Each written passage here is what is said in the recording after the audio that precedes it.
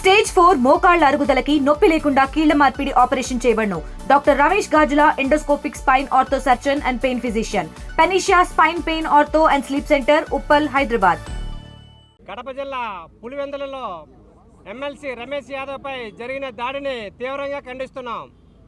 చంద్రబాబు జాగ్రత్త, ఎందుకంటే బీసీలు 50% ఉన్నటువంటి బీసీలపై దాడి చేయడం అంటే మాటలు కాదు.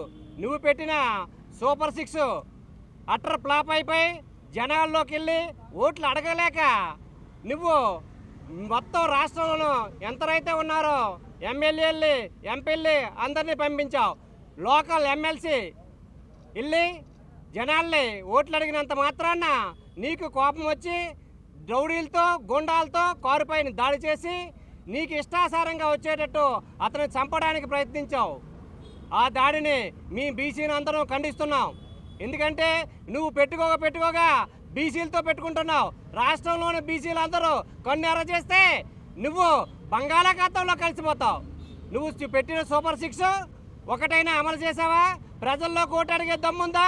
ఇది ఈరోజు ఈవీఎంలు మేనిఫెస్ట్ చేసి ఈవీఎంఎల్ సెట్టింగ్ చేసుకుని నువ్వు వచ్చి ముఖ్యమంత్రి అయ్యావు.